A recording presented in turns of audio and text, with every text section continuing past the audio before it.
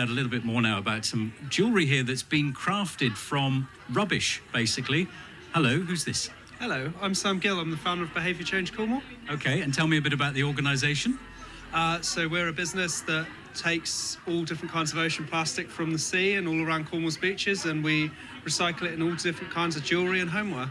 So we were talking a moment ago to Ali across the way, who turns glass that's picked up from the beaches into all sorts of pictures. So you've taken it to a different level. Tell me about some of the jewellery you've got then that's made out of bits of plastic that you've got from the beaches. What have we got here? We've got some bracelets here. So with all the different types of plastic we find on the beach, we have different uses for them. So we've taken the fishing nets that we have, cleaned, test them for all different kinds of nasties, and then check that they're all okay. Basically pair them up with stainless steel and turn them into our bracelets and all different kinds of things, from repairs for zipper pulls to get clothes to be reused to key rings and all different bits. And then with all the stuff all the fishing nets that are too rough and all of the hard bits of ocean plastic, we break them down and we melt them down into our coasters, bottle openers and beads and beaded jewellery to basically find a use for everything we find. What a clever idea, and they are brilliant. Let me come around and have a look at some of the other. So these are a wonderful array of bracelets here and coasters, and this is all just plastic that you found on Cornwall's beaches? Yes, every single bit, all from Cornwall's beaches, and tracked and traced from the moment it leaves the beach, so we know each name and they're named after each beach, until the moment it gets to a customer. So you've got, I can see now, yeah, so Carbis Bay, what have we got here? We've got all sorts of other beaches, Mainporth, Damer Bay, so this is where you found the bits of plastic. So anyone buying these bracelets and these armbands and wristbands and things, they will know that this was plastic from, so they've got the provenance of where the plastic was found. Yep, so we know exactly where the bracelet was found, who found it and who recycled it, so you know every single bit and you can trust that exactly what you're buying when you get it. So it's great to be able to do. We've done over 315 different beaches in Cornwall, and we've done most of them more than once. We're slowly trying to get to every single beach, but every time we think we have, there's another one that seems to pop and crawl out of the space and turn up that we haven't figured out is there. And how long does it take, once you've got the plastic, take me through the process of turning it into either a piece of jewellery or the coasters that you've got there? So with all of our plastics, the biggest process is cleaning and sorting it.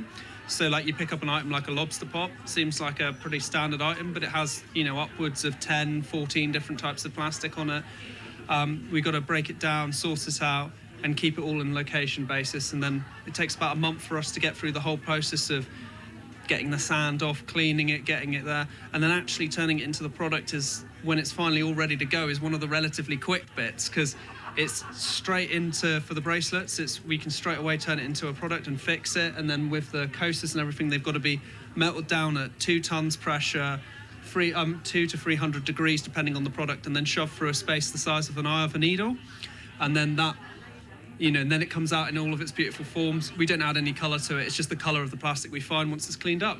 It is impressive and in some ways depressing at the same time that there's that amount of plastic on our beaches that you can turn into this, but it's so creative, and actually to give it a new lease of life almost makes up for the fact that it's found its way to Cornwall's beaches in the first place. Yeah, no, it's a real privilege to be able to take something that people would see as trash and be able to turn it into something precious. Like a piece of jewellery is one of the more precious things that we consider in our society, and it's able to turn it into something that people are happy to wear out and about rather than discard and throw on the sea. So yeah, no, we really find it a privilege. But yeah, one of the most common questions we get asked is, are you afraid you're going to run out of stuff to find?